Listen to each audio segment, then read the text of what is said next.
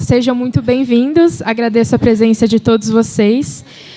Meu nome é Yasmin Castro, sou estudante do 2º ano de Relações Internacionais, sou membro do acadêmico do Cário Bertalutz.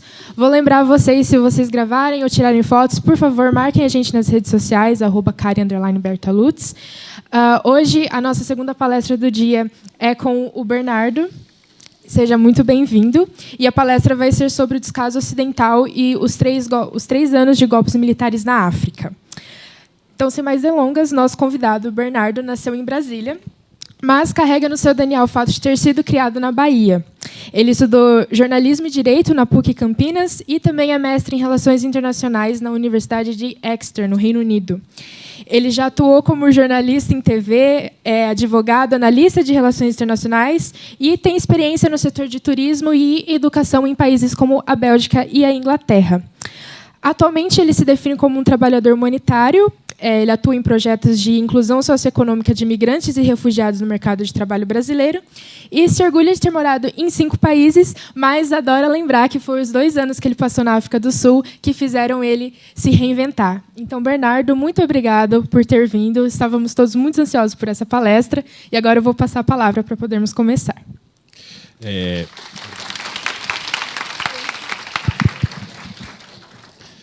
Boa tarde a todas as pessoas presentes. Obrigado, é um prazer imenso estar aqui. Eu confesso que quando eu recebi esse convite, eu fiquei uma semana falando, não é para mim, tá o e-mail está errado, aquela nossa autossabotagem, mas enfim. Eu espero que estejam todos bem. Eu acho que a gente vai ter um tempinho para conversar no final, pela minha programação, se tudo der certo, uns 15, 20 minutos. Bom, só para complementar, como eu disse, foi na África que eu nasci de novo. Eu acho que foi um período da minha vida, de 2016 a 2018, que realmente, eu não sei quem era Bernardo antes, e hoje em dia eu posso dizer que eu sei. Como a gente está vendo o nosso tema, o descaso ocidental, 3 anos de golpes militares na África, foi o tema sugerido pelo pessoal do centro acadêmico. Durante as minhas pesquisas, vocês viram que eu fiz uma pequena mudança, são 4 anos. Não quer dizer que o processo acabou, gente. Ele começou em 2020, como a gente vai ver, no golpe do Mali. Ele se estende até esse momento. Então, em 2023, teve um golpe muito importante, que foi o Níger, no final de 2023. E, como eu falei, é um processo que ele prossegue agora em 2024, não tem nada acabado.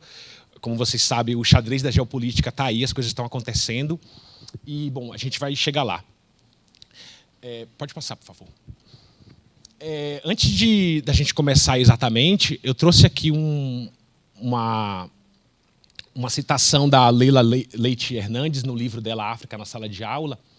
É conferido à África um estado de selvageria, no qual predomina a natureza, isto é, não se produzem cultura e história. Ela traz esse conceito da África inventada. Para um brasileiro médio, eu acho que é muito importante a gente dizer isso. Como vocês sabem, o Brasil foi o maior porto de escravos do mundo. Foi o último país do Western World, né, do Ocidente, a abolir a escravidão negra. E Campinas, essa cidade que a gente está agora, foi a última cidade do Brasil a abolir a escravidão. Ou seja, Campinas foi a última cidade do mundo a abolir a escravidão. Então, eu acho que para o brasileiro médio, existe essa ideia ainda de que a África é essa coisa sem história, de que a África é violência, de que a África é guerra civil. Coincidência ou não, a gente vai falar um pouco disso hoje no nosso tema, mas eu acho que mais importante do que tudo é essa oportunidade de a gente estudar a história da África, é exatamente reverter essa lógica, é entender como que esse continente, como que essa migração de pessoas forçadas foi muito importante, continua sendo importante na formação do povo brasileiro. Então, mais uma vez, eu agradeço de estar aqui para a gente poder tirar um pouco dessa névoa, para a gente poder estudar um pouco, olhar a geografia do país, olhar que a África não é um continente. Tem um livro recente lançado Africa is not a Continent. Que é isso, é um país é um continente de 54 países, com uma formação histórica, enfim, anterior à colonização europeia, como a gente sabe, e que tem, mais uma vez, como eu disse, que tem muita relevância na formação do povo brasileiro. Por favor. Antes de entrar exatamente, de falar sobre os golpes na África, eu trouxe aqui um gráfico para falar dos golpes de Estado no mundo. Só uma definição rápida. Quando a gente fala de golpe de Estado, de um golpe, a gente fala de forças organizadas, seja elas militares ou políticas, que são implementadas, enfim, que tem a função, que tem o objetivo de destituir um governo. A literatura, inclusive nesse caso, faz essa distinção entre forças organizadas militares de origem a golpe militar e forças organizadas de origem política, que dá a origem a um golpe constitucional. A nossa intenção aqui hoje não é ficar nessa dicotomia, mas só a título de explicação, inclusive pelo título da palestra, o conceito que a gente vai adotar aqui são de golpes militares. Inclusive porque, usualmente, na história da África, esses golpes de Estado eles são dados a partir de uma ação, de uma facção dentro das Forças Armadas do país, ou seja, são golpes militares. Nesses últimos golpes recentes, a gente tem um caso de golpe constitucional, que é o caso da Tunísia, em 2011, mas, como eu falei, a gente não vai ficar exatamente preso a isso, a gente vai levar em consideração que os golpes aos quais a gente se refere são golpes de Estado dados, perpetrados por forças militares.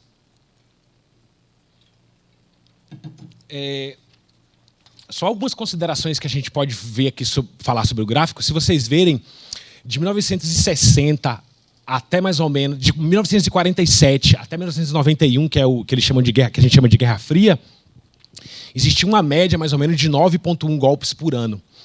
Se a gente olhar para pensar na época da Guerra Fria, principalmente a partir dos anos 60, esses golpes, só em detalhes, são golpes que são financiados pelas forças capitalistas e pelas forças comunistas. Ou seja, a Inglaterra, a França, os Estados Unidos, assim também como a Rússia, incentivaram, financiaram golpes de Estado nesses países, não só na África, na América Latina também, na Ásia, no sentido de colocar pessoas no poder a quem servisse seus interesses.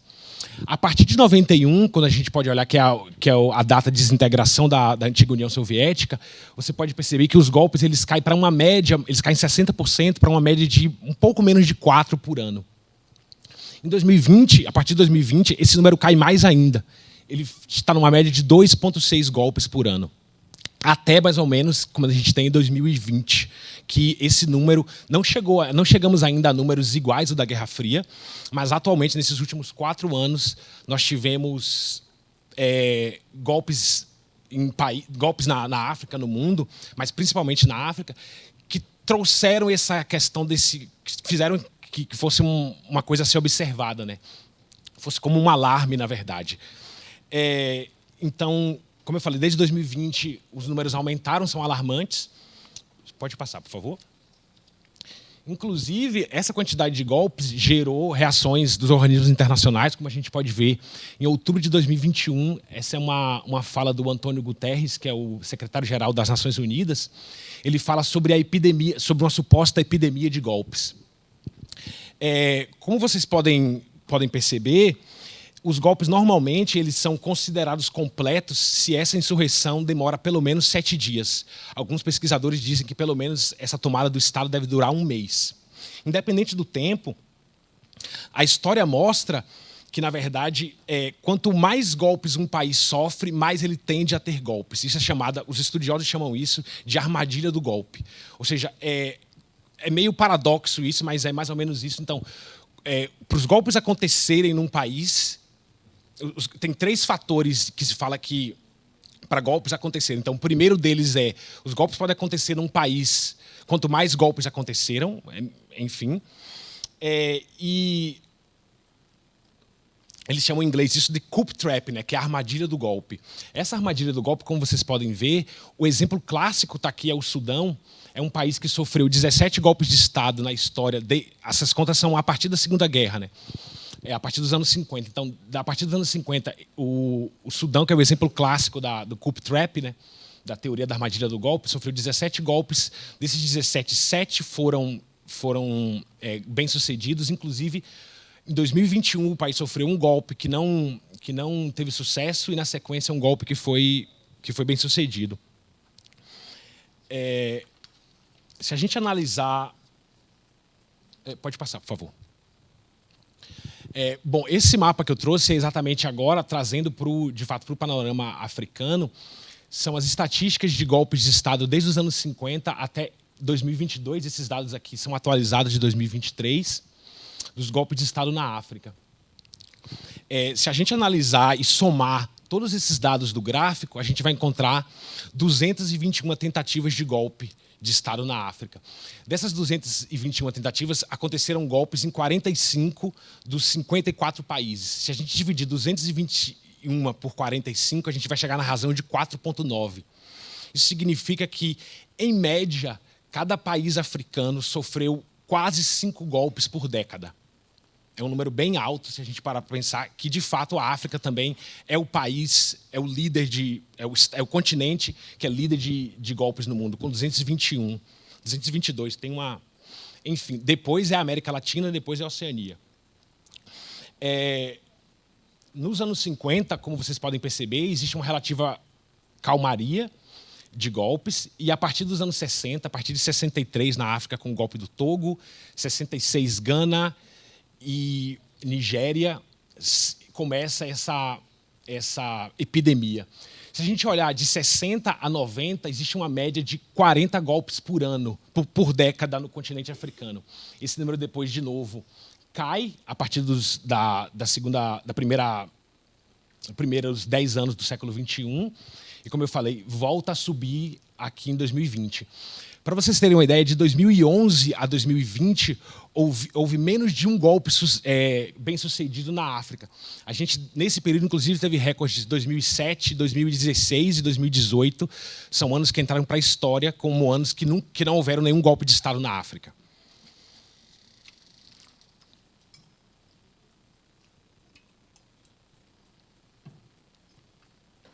Como eu falei, a gente não chegou em números atuais da Guerra Fria, mas a partir de 2020, 2017, a gente teve um golpe no Zimbábue, mas, enfim, não estamos entrando nessa estatística.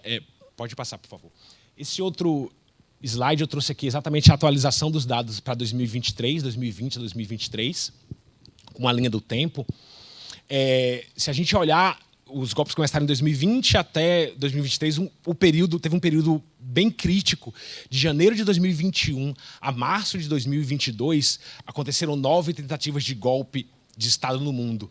Dessas 9, 6 foram bem-sucedidas. Apenas uma dessas tentativas bem-sucedidas foi na Ásia, que foi em Mianmar. Os outros 5 golpes bem-sucedidos foram exatamente na África. A gente fala do Chad, do Mali, da Guiné, do Sudão e do Burkina Faso. Eu queria que vocês...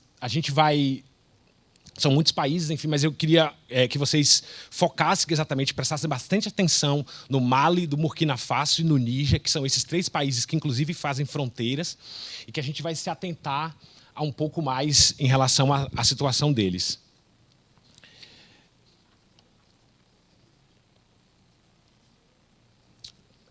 O que mais chama a atenção, como eu falei, desses de janeiro de 2021 a março de 2022, com 9 tentativas de golpe, sendo 5 delas na África, é que todos esses países, o Chad, o Mali, a Guiné, o Sudão e o Burkina Faso, coincidentemente, eles são países que estão na região do Sahel.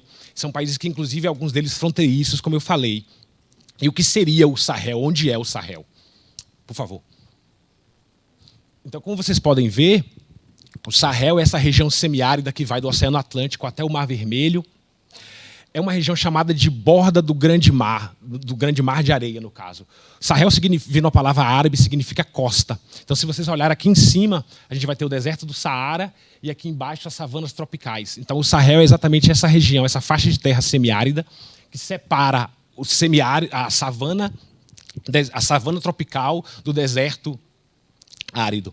O Sahel, historicamente, é uma região que ele apreende essa faixa de terra e, historicamente, ele está ligado a uma zona de comércio. Então, nessa zona do Sahel, povos nômades e seminômades chamados de tuaregues, historicamente, habitavam essa região e faziam comércio de ouro, de escravos, de sal, inclusive ouro das minas aqui embaixo de Gana, que chegavam na Europa e atravessavam o deserto via esses comércios dos tuaregues.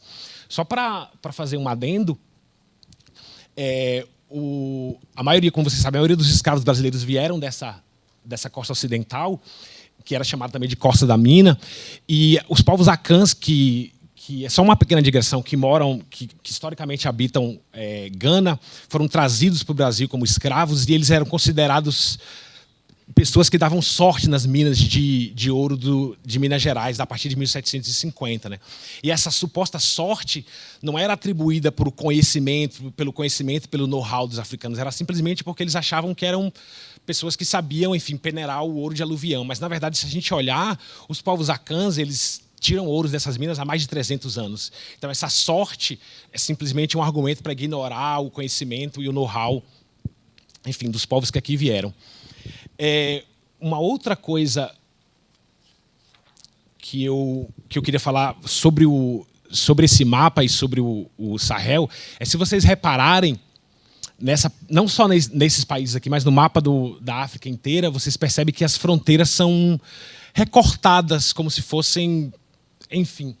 Isso daqui, na verdade, se deve à Conferência de Berlim, em 1884, 1885, que aconteceu em Berlim, na Alemanha. Foi uma conferência de países europeus para dividir os países africanos entre as potências europeias. Então, a região do Sahel ficou dividida entre franceses, britânicos e italianos. Os britânicos ficaram com o Sudão do Sul, a Nigéria. A Etiópia e a Eritreia ficaram com os italianos. E Mauritânia, Mali, Níger e Chad e Burkina Faso ficaram com os franceses. Então, eu quero que, como eu falei, queria que vocês prestassem bem atenção no Mali, no Chad e no Níger, porque são exatamente... nessa conjuntura de golpes, esses três países se aproximam e a gente vai trazer um pouco do panorama deles para tentar entender por que isso está acontecendo. E só mais uma coisa... obrigado. Pode passar. Bom, como a gente viu, os golpes militares não são novidades na África, assim como também não são novidades no Sahel. Eu trouxe esse outro mapa. Gente, eu sou um geógrafo frustrado, eu gosto muito de mapas e eu acho que isso é importante para a gente, enfim, localizar e ver as coisas. Como eu falei, acho que é parte dessa desmistificação do que a África representa para a gente. Então, trazer mapas e trazer localizações, eu acho que nos ajuda muito.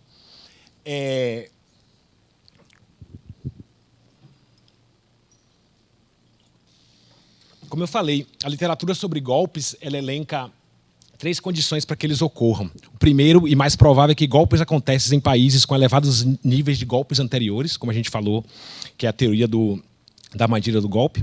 A segunda condição para que os golpes ocorram são baixos índices de desenvolvimento econômico. E a terceira condição são tipos de regimes anacrônicos, que não são nem democracias, nem governos autoritários, mas que mesclam similaridades, ou que trazem similaridades desses 2 tipos de governo. Falando especificadamente dos baixos índices econômicos, não que necessariamente a pobreza gera golpe e o golpe gera pobreza. Estão relacionados, não significa que todos os países pobres vão sofrer golpes, mas significa que o desenvolvimento econômico é um fator desencadeador para que os golpes aconteçam. Então, se a gente olhar os estados do sistema internacional que sofreram golpes nos últimos anos, e eles estão aqui, são todos os estados que têm índices de desenvolvimento muito baixos, que estão lá no top 20 dos mais baixos nos quadros das Nações Unidas e, enfim, Programa das Nações Unidas da Fome. Todos esses países têm índices muito baixos, então isso é uma propensão, mas não explica tudo, exatamente. Os golpes, na verdade, como vocês sabem, eles são... Enfim, são fatores variados. Inclusive, nessa palestra, a gente vai falar sobre algumas causas, mas não dá para definir exatamente, olha, o golpe acontece por causa disso. Exatamente uma definição. Inclusive, tem outras razões que eu não trouxe aqui, por exemplo, que são relações cívico-militares, como que um país, enfim, tem relações com militares e como que isso acontece ao longo da história. Isso é muito particular de cada lugar. Então, é claro que muitos países pobres não sofrem golpes militares. Dessa forma, as condições econômicas elas não são determinantes, elas são apenas parte de um grande quebra-cabeça.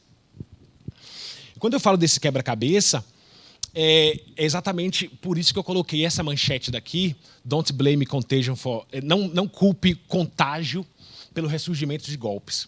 Como eu falei, existe uma teoria, se a gente levar essa teoria existe uma teoria dos anos 60, que aconteceu, os golpes que aconteceram nas colônias britânicas na África, uma pesquisadora sul-africana chamou de Old Boy Network. Ou seja, muitos militares que naquela época deram golpes de Estado nos seus países, eles estudaram juntos em academias militares na Inglaterra. Então, essa informação ela era passada entre fronteiras e foi importante para que esses golpes acontecessem. Mas, atualmente, é muito pouco provável que isso esteja acontecendo no Sahel. Então, se a gente simplesmente fechar os olhos e adotar essa teoria, que inclusive foi a fala do Antônio Gutierrez, é simplesmente a gente ignorar a multiplicidade de fatores que acontecem e simplesmente seguir uma teoria e falar, não, é porque na África só acontecem golpes através do contágio. É muito simplista a gente dizer que o contágio, através de informações de fronteiras, é o definidor. Então, por isso que, na verdade, a gente precisa, enfim, se definhar, se comprometer a tentar encontrar outras razões ou razões que, de fato, a gente não pode simplesmente reduzir, né, a complexidade de todos os fatores a uma simples teoria de golpes que são passados via contágio. Pode passar, por favor. Então, como eu falei, a partir dos 3 países, do Mali, do Burkina Faso e do Níger, a gente vai tentar traçar um panorama, investigar um pouco esse behind the scenes, esse atrás das câmeras, do que pode estar levando a acontecer, o que pode estar provocando, desencadeando esses golpes no Sahel.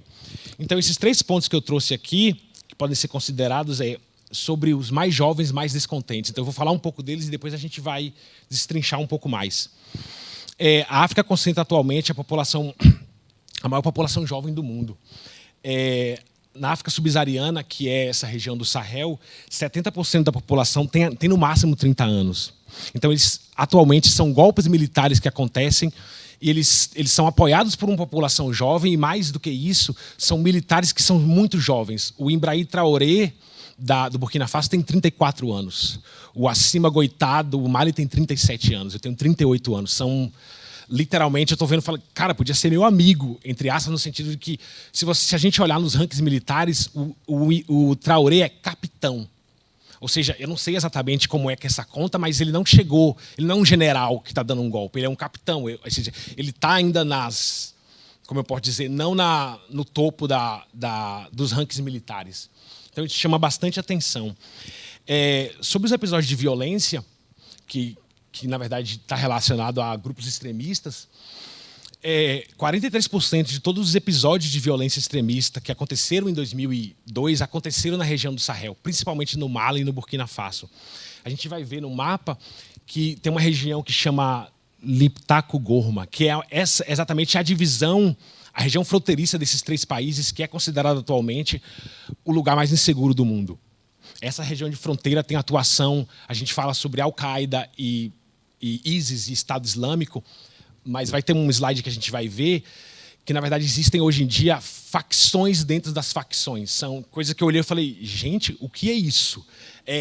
ISIS do Grande Sahel, ISIS do Sudão, Al-Qaeda do norte da África. Então, essa atuação de grupos extremistas, ela realmente está bem disseminada e eles, logicamente, sobrevivem, tem a sua fonte de renda através essa região do Liptako-Gourma tem tráfico de pessoas, tráfico de drogas, tráfico de armas, que é uma das formas que eles capitalizam, né? E o que também chama bastante atenção nesses 3 países, que o Mali, o Níger e o Burkina Faso, como eu falei, são 3 colônias francesas, ex-colônias francesas. Então, existe um sentimento de raiva, de rancor, um sentimento de um neocolonialismo nas falas dos militares, por exemplo, na tomada de golpe, assim como nas expressões populares. A gente vai ver algumas fotos da população que apoia os militares. Você vê esse ressentimento, essa fala anticolonial, num sentido de uma... Como eu posso dizer? Mais do que uma repulsa e de um sentimento mesmo anti-França, anti-Ocidente, né? E com a saída da França, dos Estados Unidos e da União Europeia, novos, velhos atores, eu falo de Rússia, de China, correndo por fora, Turquia e Irã, chegam à África para tomar esse espaço. Não existe almoço grátis, como a gente sabe, mas, enfim, tomar esse espaço, fazer parte dessa nova geopolítica. Por favor. Então, como a gente pode ver no mapa, a África subsaariana é uma das regiões mais jovens do mundo, e na África, 28 dos 30 países, 28 dos 30 países mais jovens do mundo estão na África. Se a gente olhar o mapa lá em cima do mundo, você vê que a parte marrom relacionada a adolescentes e verde a jovens está basicamente no continente africano. E esse mapa maior aqui também. No Mali, a média da população, a população média tem idade de 14 anos. Em 2035, a ONU prevê que essa população duplique. Ou seja, num futuro próximo, a África vai continuar sendo o continente mais jovem do mundo, né? Mas qual que é o contexto que essa população jovem vive? Como eu falei, o Banco Mundial estima que 40% da população africana vive na pobreza, enquanto que a África subsaariana representa 2/3 dessa população pobre. Então, a gente tem dois fatores muito significativos aí, que é uma explosão demográfica e uma pobreza, infelizmente, muito grande. Então, esse número de jovens ele cresce constantemente, não tem empregos. Inclusive, o terrorismo e as milícias eles atuam nesse vácuo. Essa reportagem daqui é um título de uma reportagem que eu trouxe, que fala como que que tem pessoas que se juntam atualmente aos grupos armados, não por ideologia, por acreditar, simplesmente por dinheiro. O Boko Haram, nessa reportagem, que é essa milícia que atua na Nigéria, mais ou menos desde 2010, que apareceu no mainstream, eles pagam altos salários para as pessoas que são recrutadas. Então, você tem uma população que realmente está à deriva, que está à mercê, e que é uma população africana jovem que, tirando os nossos preconceitos, como eu falei, são pessoas que querem melhores condições de vida, são pessoas que querem empregos decentes, são pessoas que querem viver uma vida não no meio da violência, não no meio do caos. E eles encontram eco nesses novos governantes, nesses novos militares, que também são jovens e que também têm essa desilusão das democracias no sentido ocidental, né? Então, tem uma citação de um cientista político que fala: os jovens podem proporcionar vitalidade, frescor e uma incrível energia para a vida política, o drama político e o processo político em um país. Ou seja, eu acho que é exatamente isso que tá acontecendo agora. Mais para frente a gente vai ver algumas imagens dessa população jovem nas ruas protestando, mais do que protestando, apoiando os golpes militares. Por favor. Então, falando sobre a violência, como eu disse, alguns estudiosos acreditam que argumentam que o conflito, que a violência, ele pode sim ter um impacto direto na atividade golpista. O fato é, o Sahel atualmente é o epicentro da violência no mundo, infelizmente. Não sei se vocês vão lembrar, em 2001, com o atentado das Torres Gêmeas, a partir de 2001, o Oriente Médio era o epicentro do terrorismo, da violência, e nesses últimos anos, esse epicentro mudou do Oriente Médio e veio para a região do Sahel, na África Ocidental. São umas manchetes que eu coloquei aqui, falam exatamente sobre isso. E, como vocês podem ver, o Sahel, para vocês terem uma ideia, por exemplo, aqui tem uns números que, de 2019 até 2022, os números de atentados violentos ligados a milícias extremistas, eles quadruplicaram. No Mali, no Burkina Faso, a violência relacionada a grupos extremistas ela aumentou 200%. E o número de fatalidades, 7.000 em um período de um ano, de 2018 a 2019. Então, como vocês podem ver, os golpes simplesmente, as coisas não acontecem politicamente, socialmente, de um dia para o outro, elas vão se desencadeando. Então, os índices de violência já estavam muito altos lá em 2018, 2019, e os golpes vieram acontecer agora. Mais ainda, para a gente poder entender essa violência no Sahel atualmente, a gente precisa voltar um pouquinho lá atrás, para 2011, 2012, para quando aconteceu a guerra na Líbia, com a destruição do Gaddafi, o assassinato dele e a guerra civil que aconteceu na Líbia. Então, a gente precisa colocar em panorama, porque a Líbia tinha uma política externa baseada num panafricanismo e socialismo.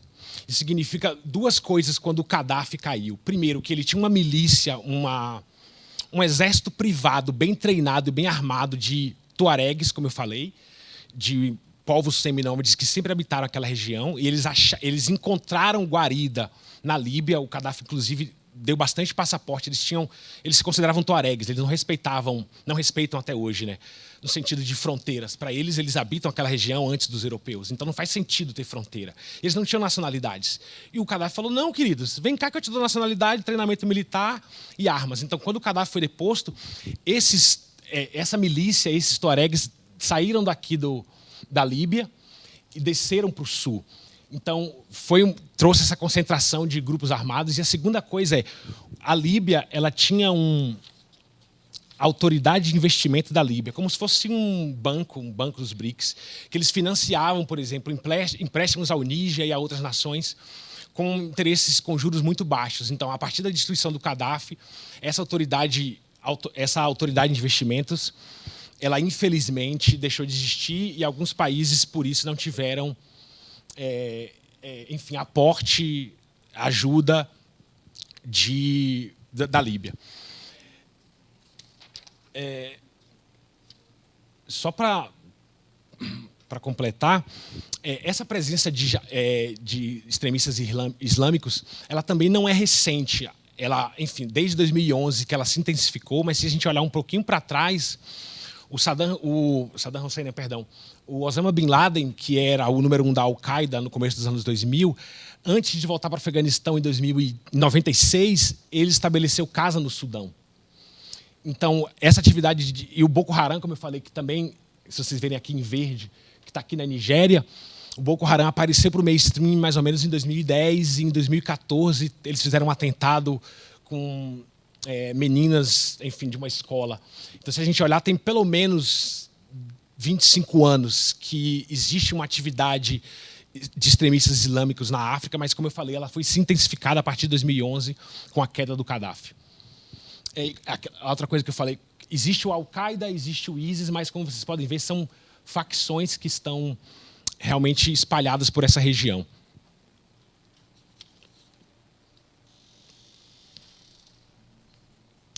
Por favor. Como foi dito, o cenário de violência extremista e terrorismo ele não começou atualmente, ele data de cerca de 2011, 2012. E nessa mesma época em que a violência migrou para lá, aconteceram, o Oeste, a França, os Estados Unidos começaram a intervir, trouxeram, como eu posso dizer, ajuda, cooperação, travestido de ajuda militar e de ajuda humanitária. Então, exatamente nessa mesma época, tem algumas missões, por exemplo, a MINUSA, que é uma missão que começou, que é a Missão Multinacional Integrada das Nações Unidas e da Estabilização do Mali.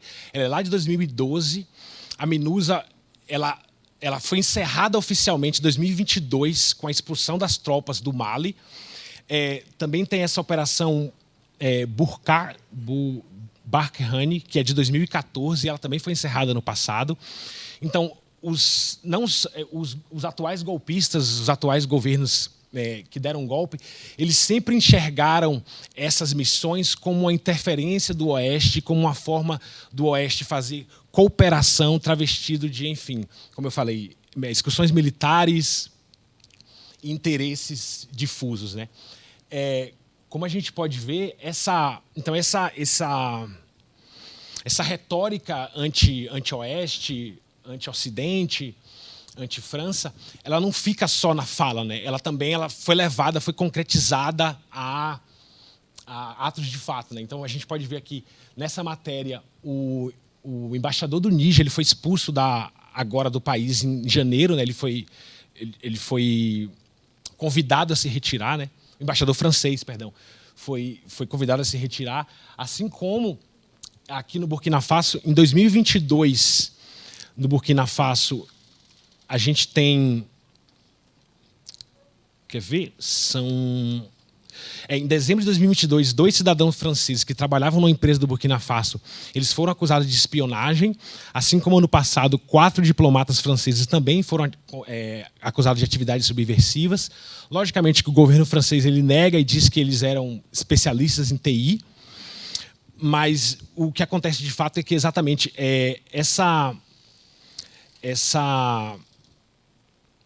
como eu posso dizer, essa atitude de, enfim, ajuda humanitária, cooperação em forma de ajuda militar, de tropas, ela nunca foi bem vista e, de fato, essa retórica está sendo muito usada por esses atuais governos desses países.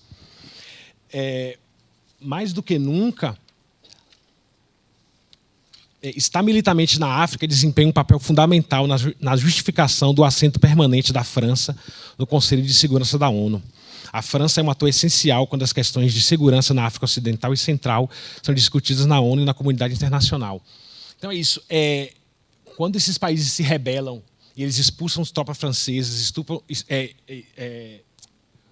e também retiram tropas da ONU, é como se isso significasse uma extensão desses países, desse neocolonialismo dos países africanos. Então, para eles, esse discurso caiu muito bem. Posso dizer que é uma fome com a vontade de comer. As populações pobres, frustradas, que não viam progresso nessas políticas do Oeste de ajuda humanitária e intervenção militar, abraçaram muito um discurso panafricanista de empoderamento dos países africanos, de África para os africanos. Eu não consegui, sinceramente, meu francês é nulo. Se a gente olhar os discursos de posse, por exemplo, das juntas militares, inclusive alguns desses países no Mali e no Níger, eles invadiram a TV como se invadisse a Globo e fizessem uma transmissão falando que está tendo um golpe militar. Se a gente olhar os discursos deles, são falas que realmente trazem posso dizer, esse suposto empoderamento, essa suposta visão de que estamos cansados desse neocolonialismo. E, de fato, pode passar, por favor? A gente se pergunta por que tanta raiva e por que existe esse ressentimento anti-francês. Se a gente olhar um pouco na história, é um pouco assustador, mas, enfim, a gente olha que o Império Colonial Francês ele existiu do século XVI a mais ou menos século XX. No auge do Império Colonial Francês, ele chegou a dominar territórios que correspondem a atuais 17 países africanos. Do Marrocos até o Congo. E sob a bandeira da missão civilizatória, o Império Colonial Francês ele deixou um legado de brutalidade, de expropriação, de violência e de escravidão na África. Então, até depois da Segunda Guerra Mundial, começou a existir na África um movimento decolonial, que é um movimento de pós-independência. Então, exatamente aí, nos anos 60, que começa, para a gente ter uma ideia, em um mês dos anos 60, em agosto, 9 países africanos se declararam independentes.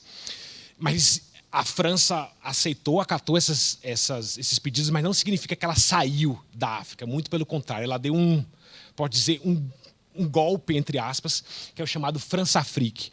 É mais ou menos a ideia do British Commonwealth, dos países da comunidade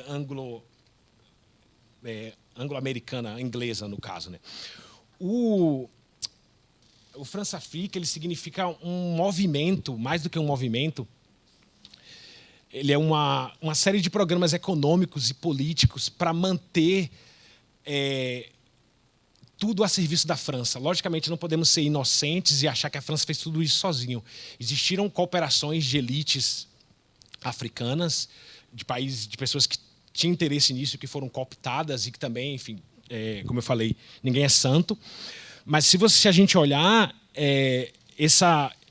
eram escolas, portos e bancos, todos os serviços que eram feitos para continuar a servir os interesses políticos e econômicos franceses. Isso é mais notado ainda quando a gente pensa na questão econômica. Eu sei que aqui na Facamp vocês têm uma grade econômica bem pegada de relações internacionais, inclusive eu acho que é uma coisa que, graças a Deus, não, brincadeira, mas, enfim, inveja de vocês saudável. Se a gente olhar a condição econômica dos países africanos, a gente tem uma moeda que chama CFA, que é uma moeda que foi atrelada à época ao franco francês e atualmente é atrelada ao euro. O CFA ela existe até hoje. A gente vai falar um pouco sobre esses golpes e como que, enfim, eles estão tentando abolir. Mas o CFA é uma moeda colonial que permanece até hoje e ela tem esse símbolo de ser uma extensão do neocolonialismo francês. Ela, atualmente, ela é aplicada, ela é usada em 8 países da África Ocidental e 6 países da África Central. Então, são 14 países e uma população estimada de mais de 180 milhões de pessoas. Então, os países que usam essa moeda, eles precisam colocar uma parte significativa de suas reservas cambiais em uma conta especial no Tesouro Francês. E assim, permitindo que o governo francês mantenha influência significativa sobre os tesouros desses países. Então, decisões chaves e decisões de política econômica não são tomadas pelos países africanos, elas são tomadas... Hoje em dia, existem sedes dos bancos, por exemplo, no Senegal, na Costa do Marfim, mas as decisões políticas, de política econômica, que são as que importam, elas não são tomadas por esses países africanos. Elas simplesmente engolem, são submetidos a essa moeda. Então, eles não têm... A autonomia monetária é extremamente limitada, impedindo o desenvolvimento econômico.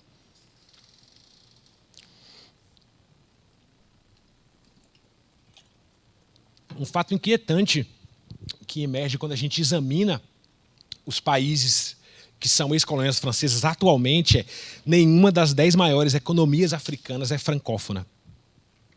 No entanto, 6 das 10 nações mais pobres do continente são predominantemente francófonas. 11 dos 14 países que utilizam as moedas do franco CFA estão listados entre os menos desenvolvidos pelas Nações Unidas.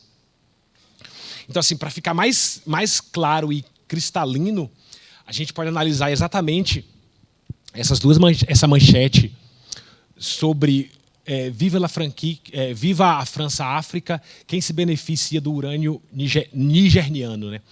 O Níger, atualmente, é o 5º país... Perdão, é o 8º país em produção de urânio do mundo, mas o urânio, como vocês sabem, é muito importante para a produção de energia nuclear. A França, 70% da energia produzida na França é nuclear. A França tem 56 reatores que, inclusive, eles revendem energia. Isso é possível por causa exatamente dessas condições do CFA. Então, eles conseguem capitalizar nas jazigas do Níger um urânio muito barato para ser revendido. Então, existe uma dicotomia econômica muito clara. Então, para deixar bem claro, sem o Níger, a soberania energética da França está ameaçada. Por isso, esse interesse, quando o Níger se declarou, enfim, independente, golpe, houve uma ameaça, inclusive, de invasão de países, de exércitos da Nigéria e de outros países que têm governos pró-França, de invadirem o Níger e retomarem o poder. E isso daí... Teve uma reação também do Burkina Faso e do Mali que falou, se vocês forem invadir, vai ter uma guerra aqui, porque a gente vai suportar o Níger. Então, a gente consegue ver que realmente existem interesses de democracia, Gente, eu não sou contra isso, não, muito pelo contrário, mas existem interesses de democracia, de ajuda humanitária, que são travestidos em interesses econômicos. Isso eu acho que precisa deixar bem claro. Em relação... Outra questão... bem específica em relação ao Níger, como vocês podem ver, existe um projeto de levar gás da África para a Europa. E esse projeto ele já existe. Então, essa parte de gasoduto aqui da Argélia ele já está construído. E esse projeto aqui é de levar gás do porto de Warri, na Nigéria, até a Argélia, até a Europa. Esse projeto é dos anos 70, ele em 2000 é uma ideia dos anos 70. Em 2002 foi assinada uma minuta, é um projeto em conjunto do Níger, Nigéria e da Argélia. Em 2002 foi assinada uma minuta de contrato. Em 2020, novembro de 2023, o governo nigeriano deu declarações de que em 2024 a construção ia começar, mas em fevereiro, pelas questões de golpe e da instabilidade política, eles resolveram cancelar o projeto e, segundo a Nigéria, vai procurar um caminho para uma outra saída. Eu fico me perguntando se o Chad está em golpe, o Mali está em golpe, Burkina Faso está em golpe, Benin está pegando fogo, vai passar por aonde? Enfim. Então, o Níger estrategicamente falando, é um país que eu acho que, não posso dizer de todos eles, mas o Burkina Faso e o Mali, eu acho que a França engoliu. O Níger está sendo bem difícil de tragar, exatamente por essa posição estratégica e como que ele funciona como uma neocolônia super barata para a França. Então, pode passar, por favor. Nessa nova conjuntura geopolítica em que a França e os Estados Unidos eles saem de cena, a gente tem a chegada de, como eu falei, de velhos novos países nessa geopolítica. No caso da Rússia e da China. Então, a Rússia ela reabriu a embaixada dela no Burkina Faso, ela estava fechada há 30 anos. Um mês depois de que a Rússia abriu a embaixada, o diplomata francês foi expulso. Na mesma semana em que aconteceu o golpe do Níger, que em julho de 2023 aconteceu o golpe do Níger, 26 de julho, dia 27 e dia 28, estava acontecendo em São Petersburgo o African Russian Summit, um encontro de países africanos e a Rússia. A África tinha mandado 49 delegações dos 54 países. Então a gente percebe que mais do que nunca, como a gente olha, essa chegada da Rússia, ela se dá através de acordos militares. Então, eles estão financiando através de grupos militares privados. O mais famoso de todos, acho que vocês conhecem, que é o Wagner, que é uma companhia privada de defesa, de segurança, está atuando na Rússia. Esse mapa daqui é de 2021, que mostra. Então, por exemplo, não mostra ali Burkina Faso e Níger como locais em que o Wagner está atuando. Mas essa matéria tem pouco menos de um mês. A gente olhar ali em cima, 20 dias atrás. Então não completou um mês ainda. A Rússia está treinando e mandou equipamentos de defesa para o Níger. Então esse investimento russo se dá através de grupos militares, também no sentido de ajudar no combate a essas milícias extremistas islâmicas, né? E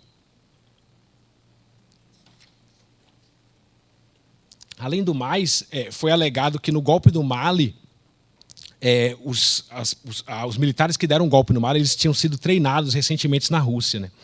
Os líderes do exército que participaram no golpe, eles visitaram a Rússia em 2022, em janeiro, num programa de treino organizado pelas forças russas. E depois eles regressaram ao Mali e derrubaram o presidente.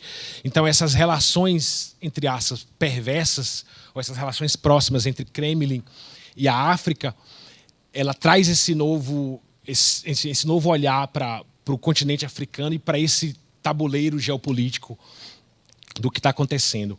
Mais ainda, no Mali existe um movimento pró-Rússia, que é chamado Yerolo, que significa filhos dignos, na língua frança do Mali, que é a Bambara, né? Foi um grupo criado em 2019 por um ativista chamado Ben, o Cérebro. É um grupo radical panafricanista, que supostamente eles estão juntos com essa junta militar que tomou o país. O lema desse grupo é Debout sur les ramparts, que significa situado nas muralhas, que é um trecho do hino do Mali. Além do mais, a Rússia tem sido acusada de disseminar fake news e disseminar informações pró-Rússia através de uma rede social chamada Russosfera, Esfera Russa, nos países africanos. Logicamente que o Kremlin nega todas essas acusações, nega que está próximo do Mali, nega que está apoiando militarmente, através de grupos privados, golpes na África ou qualquer tipo de ajuda, treinamento militar. E, além do mais, a gente tem, por exemplo, atualmente a Rússia é o maior exportador de armas para o continente africano. E não dá para saber, porque, enfim, é um exército privado, não existem contas, mas como não existe almoço grátis, existem atualmente mais ou menos mais de 1.000 soldados do Wagner. E eles fazem contratos para receber pagamentos em forma de dinheiro, mas também existe, enfim, teorias que dizem que eles fazem contratos a partir de shares no recurso minerário, ou seja, eles têm, por exemplo, uma mina de ouro. Então, eles ganham uma parte daquela mina para ser explorada. Ou seja, o pagamento é feito através de recursos minerais. No caso da China, essa é uma reportagem sobre esse programa da China, que começou mais ou menos em 2013, que é um programa, na verdade, global, que é o Belt and Road. É um programa global de financiamento de infraestrutura em países do Sul. Ele está presente também aqui na América Latina. Mas, no caso da África, então, dizer que a China é um novo ator na África, não tão novo assim. Se a gente olhar, o programa começou em 2013, em 2016, e é um programa como eu falei, de ajuda financeira, não empresta dinheiro, nem manda ajuda humanitária. Financiamento a juros baixos, a longo prazo, de obras de infraestrutura. Mas essa cooperação ela se dá também, por exemplo, em setores relacionados à educação e ciência. Em 2016, quando eu estive na África do Sul, eu estava estudando inglês para fazer a IELTS, Certificação Internacional. Eu tinha uma colega, Lili, do Gabão, que estava estudando para tirar a IELTS, porque ela ia para estudar na universidade chinesa. Eles tinham contratos de scholarship agreements, contratos de bolsas para mandar estudantes do Gabão, do Sudão, naquela época também, para estudar na China. Então, essa chegada da China na África não é tão nova assim, se a gente olhar para pensar, se a gente parar para pensar.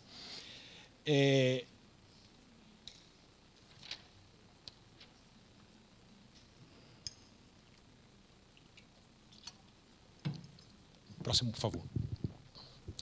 Bom, gente, a gente está chegando no final.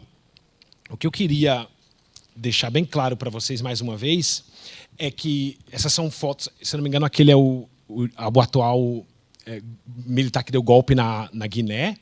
Esse daqui é o Goitá, do Mali, o Ibrahim Traoré, do Burkina Faso, e o Tiani, deixa eu dar uma olhadinha aqui, vamos esquecer o primeiro nome dele, tudo bem, é o Tiani, do Níger. O que a gente tem que... Eu acho que a gente pode ficar atento. Como eu falei, esse desenrolar dos fatos ele está acontecendo agora, então não tem nada definido. Não dá para simplesmente chegar aqui e falar, enfim, definir, olha, os golpes têm acontecido por pobreza ou os golpes têm acontecido por violência. São fatores que desencadeiam, né, esses golpes, e eles estão se desenrolando. Então, por exemplo, atualmente, em 2024, o que tem acontecido? A comunidade em inglês é ECOWAS, que em português é CEDEAO, a Comunidade Econômica dos Países da África Ocidental. Eles expulsaram o Mali, o Níger e o Burkina Faso dos seus quadros, e esses países começaram também a sofrer supostas represálias de não receber financiamento, de não receber ajuda humanitária, de não receber dinheiro de organismos internacionais, e eles mesmos resolveram, por si só, tentar se ajudar. Então, eles formaram recentemente a AES, né, que é a Agência dos Estados do Sahel, que atualmente está exatamente o Mali, o Burkina Faso e o Níger. Mais do que nunca, o Mali aboliu a língua francesa como língua oficial, e o Burkina Faso tem projetos de eles retirarem o CFA de circulação e adotarem uma moeda própria. Golpe por golpe, todas as repúblicas modernas e todas as colônias sofreram intervenção militar, intervenção militar, democracias muito fortes atualmente ou monarquias autoritárias também não têm total controle sobre suas forças armadas.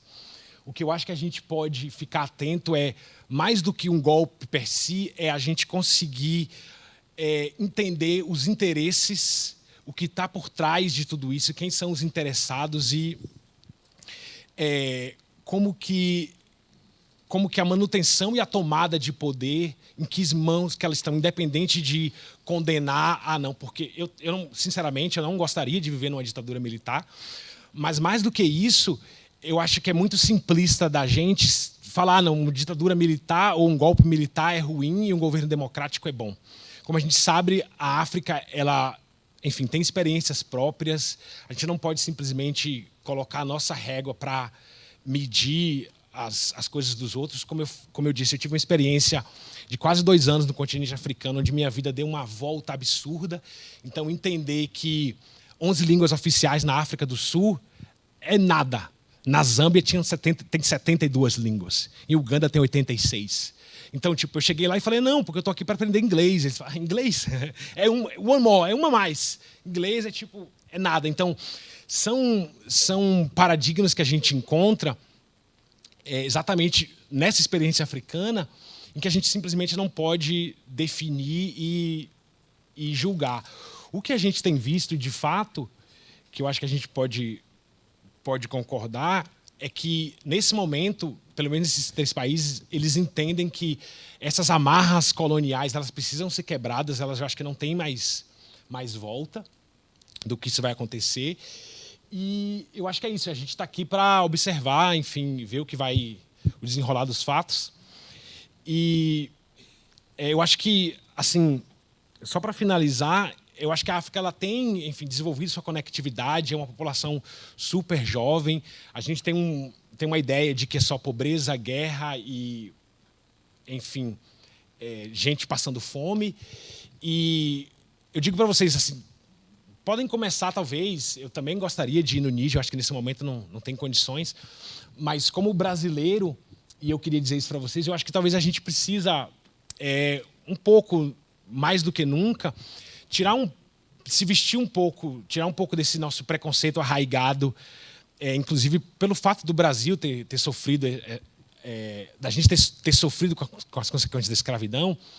Eu acho que mais do que nunca, para a gente, para o Brasil, onde que o Brasil está agora nessa disputa, a gente não está em disputa nenhuma.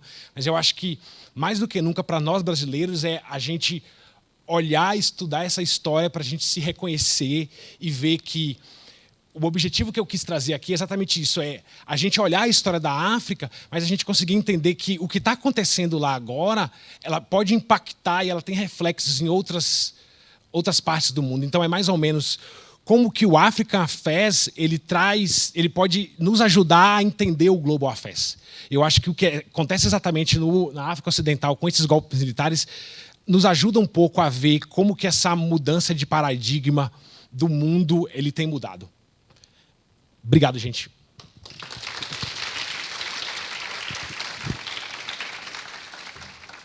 Muito obrigada. Agora foi.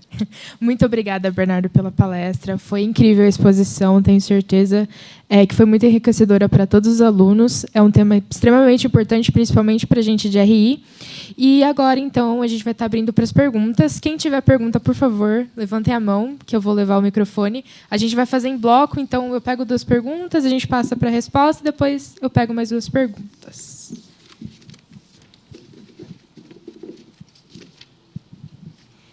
Muito obrigada pela palestra. Eu sou a Marina, do 2º ano de Relações Internacionais. E a minha pergunta é sobre qual é o papel do Irã e da Turquia, que você comentou no começo da palestra, nessa nova geopolítica da África. Obrigada. Bom, atualmente o governo do Erdogan... a gente pode fazer em bloco, aí a gente pega 2, responde e pega 2 de novo. Desculpa. Bom, muito obrigado pela palestra, primeiramente. A minha pergunta é um pouquinho sobre um trabalho que eu desenvolvi numa matéria que a gente tem, que é o Laboratório de Pesquisa das Relações Internacionais, que eu tive a oportunidade de ler um livro do Mike Davis, que é A Planeta Favela, que fala basicamente que essas religiões que mobilizam massa, né, como o cristianismo, o islamismo, se alocam muito bem nessas comunidades mais periféricas, entre aspas, desses grandes centros urbanos. Eu queria ver como é que o senhor projeta para o futuro, né, desses conflitos, a alocação do islamismo nessas comunidades mais periféricas nessas repúblicas africanas, principalmente localizadas no norte da África. Muito obrigado. Legal. Atualmente, respondendo à pergunta da Maria, não é? Da Marina, o Erdogan, que é o primeiro-ministro da Turquia, presidente da Turquia, perdão, ele tem feito uma política de aproximação. A Turquia está ali entre, como vocês sabem, não é nem Europa e nem Ásia. Ele tem feito uma política panafricanista de aproximação com esses novos players, assim como também o Irã. Eles entenderam, assim como a Rússia também entendeu, que mais do que brigar com o Ocidente, é empoderar ou se unificar, se unir a países do sul global para poder barrar ou tentar barrar essa influência do Ocidente. Se a gente olhar para a Rússia, exatamente, gente, eu nunca estive na Rússia, mas a Rússia é considerada na Europa um europeu de segunda classe. Os russos são eslavos. Se a gente olhar, os eslavos é a origem da palavra escravo. Os africanos, na visão geral, já são os próprios escravos.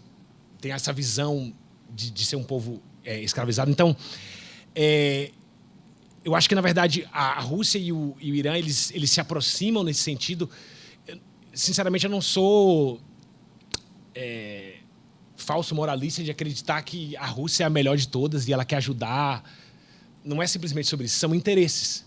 E eu acho que, pensando na África de per si, talvez seja uma utopia muito, muito grande falar de um movimento, de falar de panafricanismo, inclusive porque o conceito de panafricanismo ele é de pesquisadores europeus. O De Bois era metade alemão, metade norte-americano. O Marvin Gaye, ele nunca pisou na África. Não estou condenando eles, eu estou falando, mas talvez, de fato, uma das soluções, entre aspas, seja essa unificação africana, não 3 países atuarem como a frente do Sahel, mas, de fato, a Europa vai para a mesa como União Europeia. O Brasil, enfim, e o Mercosul, a gente está com os nossos desentendimentos aqui, mas tudo bem, a gente às vezes vai à mesa como o Mercosul. E a África vai negociar como países independentes. Então, eu acho que o Irã e a Turquia, eles entendem essa geopolítica, eles se aproximam da África nesse sentido também, de falar assim, não dá mais para... Não vou conseguir bater de frente exatamente com o Ocidente, vou me juntar ao Sul para a gente... tentando responder a pergunta do... Como é seu nome, perdão, querido? Meu nome é Álvaro. Álvaro, sinceramente falando, se a gente olhar você deve saber disso melhor do que eu, no século VII, a expansão do Islã na Península Arábica, que chega na Europa, que fica na Europa, supostamente, nunca saiu de lá, mas enfim, até o século XV, e essa expansão do Islã, ele pega o norte da África. Tem alguns países, se não me engano, a população de católicos no Mali, se não me engano, é 2%. Então, assim, o Islã, a religião islâmica, ele está na África há muitos anos. Eu não acredito, sinceramente, numa desconversão ou num aumento ou numa diminuição de outras religiões em relação a isso. Mais do que pensar na religião, a gente não pode ser preconceituoso, o uso político ou o uso extremista que se faz disso. A gente não pode... A África quebrou tanto a minha cabeça que tive colegas do Iêmen, da Arábia Saudita, e eles são muito bons em matemática. Isso foi muito engraçado, porque, gente, eu sou analfabeto em matemática em 4 línguas. Eu sou estúpido. E até hoje eu não sei falar 100. Cara, pelo amor de Deus. Eles faziam conta de cabeça e o Ahmed falava... Ahmed, pelo amor de Deus, cara, o que é isso? Ele falou assim, Bernardo, quantos anos tem o seu Deus? Quantos anos tem o seu Deus? Eu falei, o que você está falando, Ahmed? Ele, quantos anos? Naquela época era 2016. Supostamente 2016 anos. Ele falou, nós estamos negociando camelos no deserto há mais de 5.000. Cara, aquilo quebrou minha cabeça, velho. Eu falei, então, por isso que você é bom de matemática, nesse sentido. Então, assim, não vai haver uma desconversão, não vai haver uma mudança de paradigma. Eu acho que mais do que isso o Islã, como religião, ele existe no norte da África, ele vai continuar existindo. Eu acho que a gente tem que parar para pensar como que a gente não pode deixar, talvez, que células que usam a religião como extremismo. E eu acho que isso vale para tudo também. Por exemplo, existe uma teoria, eu não consegui abordar aqui, que fala exatamente que essa ajuda militar no Mali foi o que causou o golpe. Então, quando você tem um investimento maciço em militarismo, mas você não investe em governança, não investe em transparência, não investe em mecanismos de você fiscalizar uma suposta democracia, você empodera uma classe, treina ela bem, e você dá poder a ela para, inclusive, atuar contra o que você foi determinado, que o exército ele é, enfim, empregado para defender o país, e ele é usado no contrário. Então, assim, o Ibrahim Traoré, ele ele foi treinado, ele participou da MINUSA em 2014 e depois foi dar um golpe. Não quero dizer que a culpa é das missões, mas inclusive isso, ou seja, essa tese faz muito sentido que você treina, você traz um aparato internacional de defesa e de treinamento de guerra para essa sociedade, mas você não traz outras coisas, você não ampara, então você cria essas dicotomias. Então é isso, assim, o Islã não vai sair de lá. Infelizmente, essas milícias extremistas vão continuar utilizando-se de brechas, como a gente viu, de pobreza para fazer esse recrutamento. E, logicamente, as populações pobres, por causa disso, são as mais afetadas. Mas eu acho que a gente tem que pensar, talvez, é isso, é como a gente não... melhorar seria a palavra, entre aspas, no sentido de não deixar que a religião seja usada por extremismo, entendeu? Não sei se eu te respondi, mas, enfim. Temos mais 2 perguntas? Oi, tudo bem? Eu sou a Marina, do primeiro ano de RI. Primeiro, eu queria agradecer pela... Marina? Perdão. Eu sou a Marina, do primeiro ano de RI. Primeiro, eu queria agradecer pela palestra e dizer que minha pergunta vai ser um pouco mais simples, mas é mais para perguntar sobre, por você ter dito esse negócio de os golpes não necessariamente serem ruins, eu queria saber se teve algum tipo de melhoria vindo desses golpes militares que os países africanos sofreram, e também por esse pensamento decolonial que eles têm tido, se pelo menos a população, de alguma forma, tem se sentido melhor, vamos dizer assim. Legal. Infelizmente, não.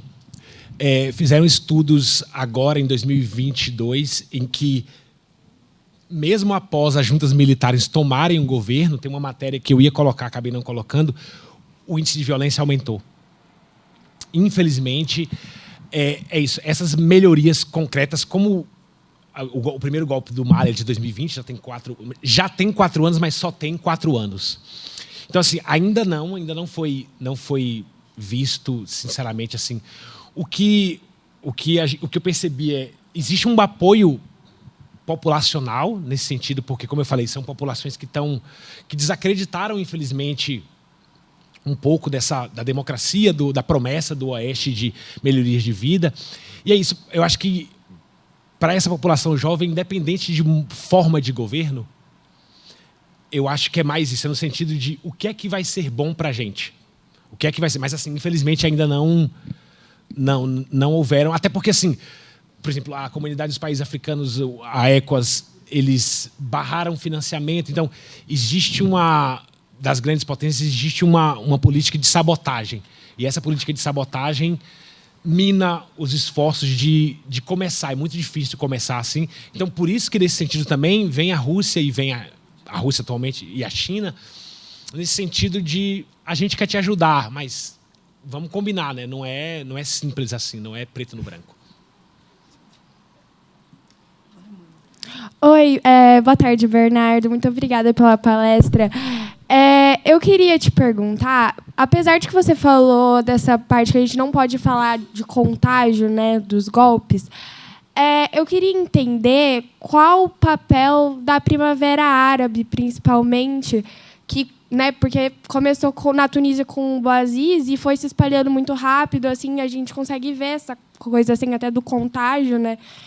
E eu queria saber se tem um papel, certamente, no que está acontecendo hoje em dia na África, ou se não. Legal. Tem um papel, sim. Obrigado pela pergunta. Se a gente olhar, por exemplo, o discurso do Oeste na Primavera Árabe, utilizado de trazer democracia e trazer liberdade, foi o mesmo discurso utilizado para tirar o Gaddafi. Então, a partir do momento que a Primavera Árabe vem, ela se espalha como um contágio, e as pessoas falam, não, liberdade, democracia, valores humanos, valores ocidentais que a gente prega. Essa desculpa foi utilizada pela França para supostamente libertar tirar o Gaddafi do poder e libertar as pessoas. E a partir disso, da queda do Gaddafi, que a violência mudou de local. Então, tem uma interferência, sim, infelizmente, uma interferência, eu diria, ruim nesse sentido. Temos mais perguntas, pessoal? Podem levantar a mão, não fiquem tímidos.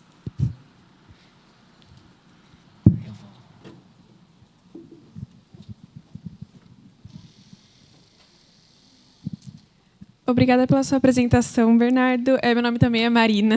Tá cheio de Marina hoje. Eu queria perguntar sobre a questão do descaso acidental mesmo, como você falou do Gaddafi e você mencionou também sobre como a questão militar ela é muitas vezes implementada sem outras áreas e sem investimento, por exemplo, na governança. Então, eu queria saber o papel mesmo da Europa, dos Estados Unidos, do Ocidente na África e como aconteceu, por exemplo, no Iraque, com o Gaddafi também, como eles usam essa questão do militarismo, mas acabam negligenciando outras áreas e como isso acaba incrementando ainda mais na violência. É exatamente isso. É bem uma... Não seria um ciclo vicioso, mas quando os governantes militares eles usam esse discurso anti-Ocidente, eles voltam para trás e mostram que, a partir de 2012, com a operação da MINUSA, por exemplo, o que vem até a África de ajuda inclusive o Traoré fala disso, que quando, enfim, na guerra, por causa do contexto da guerra da Ucrânia, a Rússia doa barcos de alimentos para os países africanos, de grãos. Ele fala, da próxima vez eu quero vir aqui para comprar. Então, ainda existe, historicamente, essa ideia de que eles são pobres e eles são miseráveis, então a gente precisa ajudá-los.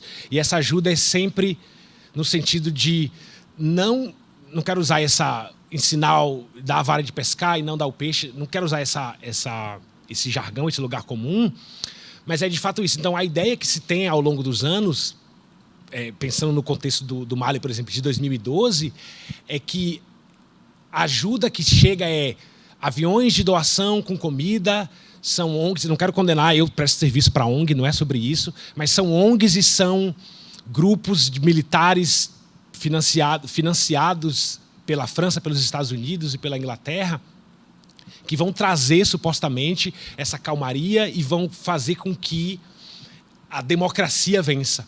Um dos grandes erros, inclusive tem um texto que fala sobre isso, sobre a relação entre democracia e os golpes, é que, infelizmente, a gente tem uma ideia, e essa ideia foi perpetuada, que a democracia significa simplesmente o escrutínio, o voto.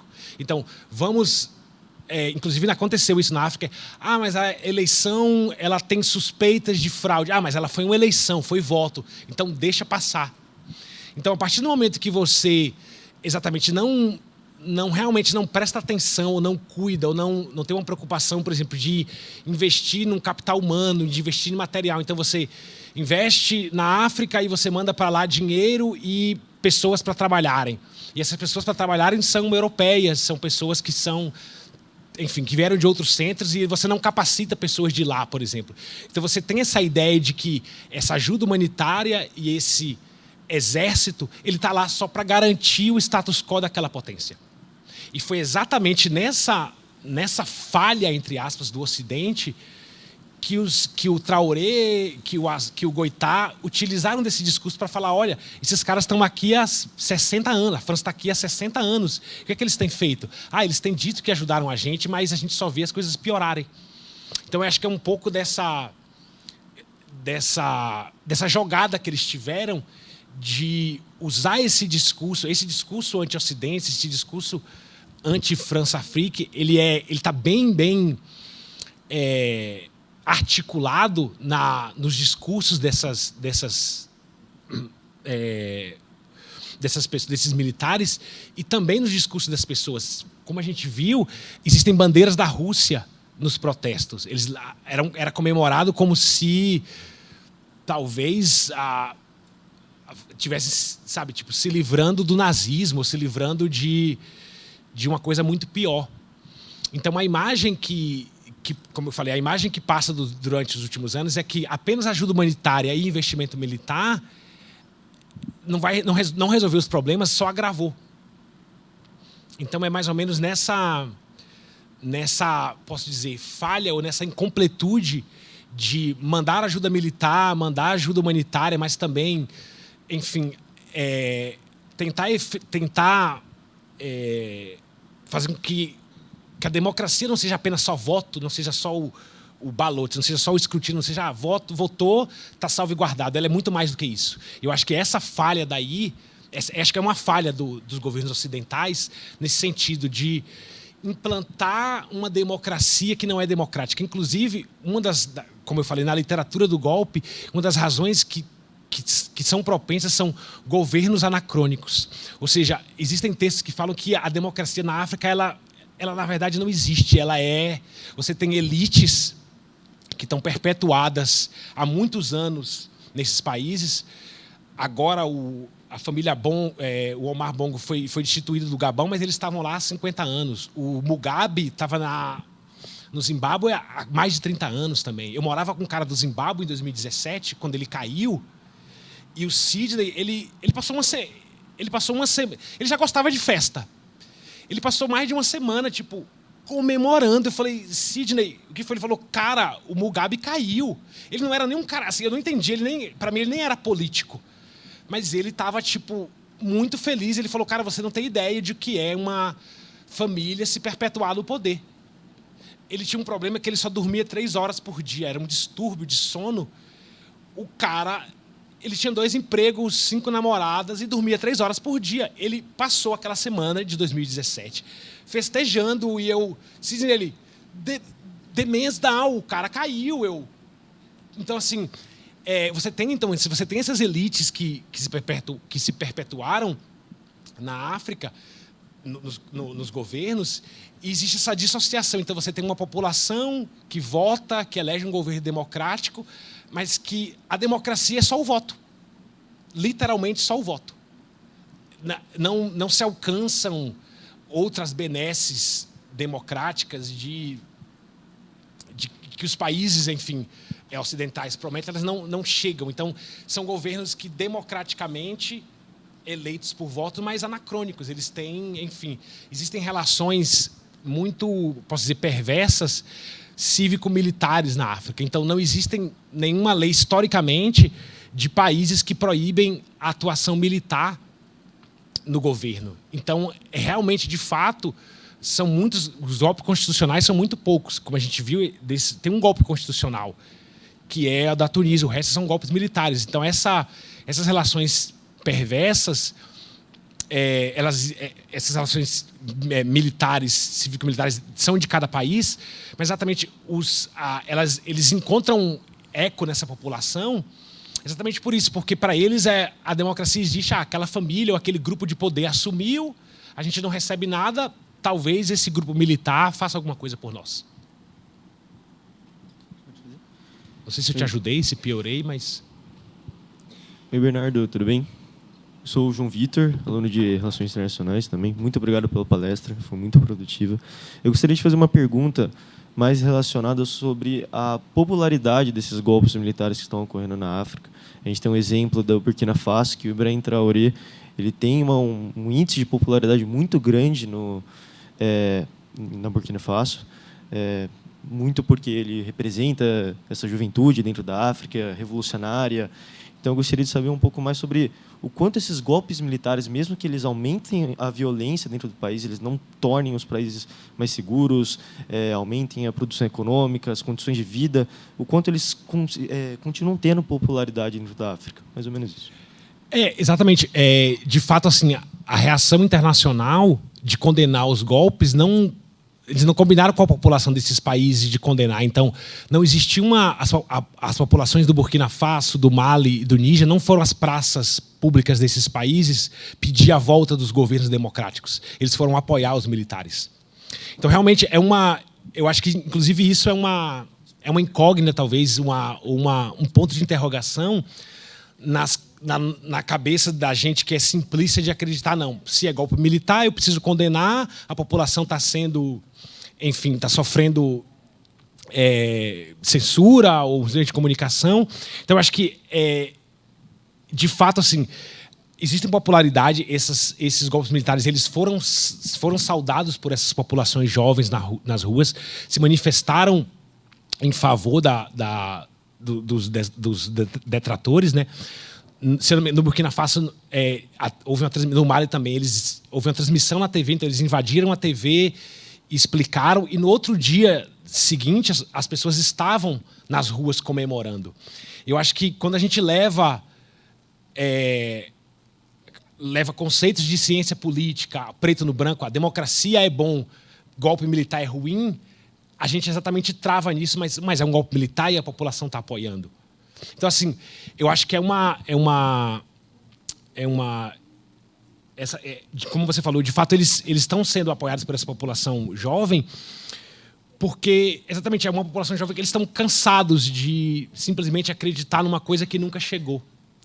Então, quando você tem... E é um oportunismo militar de você unificar, unir exatamente isso. Então, essa galera vê, enfim, as coisas acontecendo pela internet, vê que existe um mundo desenvolvido, vê que existe desenvolvimento via rede social, que existe, enfim, lugares em que você, enfim, é seguro, que você não tem esse tipo de violência. Então, quando você simplesmente se agarra, ou quando você vai e se agarra num discurso panafricanista, que é realmente, na teoria, é muito bonito, de engrandecimento, de África para os africanos e de valorizar, mais do que valorizar suas raízes e sua cultura, de você, enfim, buscar melhorias ou buscar alcançar, enfim, um Eldorado, alcançar uma utopia com aquilo, você tem é um entendimento, sinceramente falando, é um entendimento militar muito sagaz, de pegar esse clamor e usar esse discurso. Sim, de fato, a população jovem ela tem apoiado mais do que nunca essas juntas militares, e eu acho que muito disso é exatamente o discurso anticolonial, o discurso de você trazer o colonizador como maléfico, como que historicamente tem impedido o seu desenvolvimento. Ele pega muito, assim.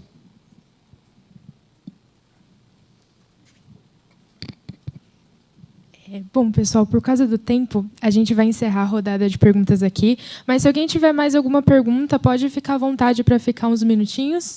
Pode passar o último slide, por favor? Tem meu telefone, meu e-mail, se alguém quiser mandar um. Era para ter a bibliografia, gente, só que, enfim, ficou bem grande, extensa, assim, não coube nesse slide. Eu posso mandar para vocês depois os textos, matérias, reportagens, artigos que eu consultei. Se alguém quiser mandar um e-mail, me ligar, pode ser. Eu sou old school, então ligação, aquela old school, eu atendo. Às vezes é golpe, mas, enfim. E é isso, gente. Eu estou à disposição. Se a gente quiser trocar uma ideia depois, enfim, à vontade.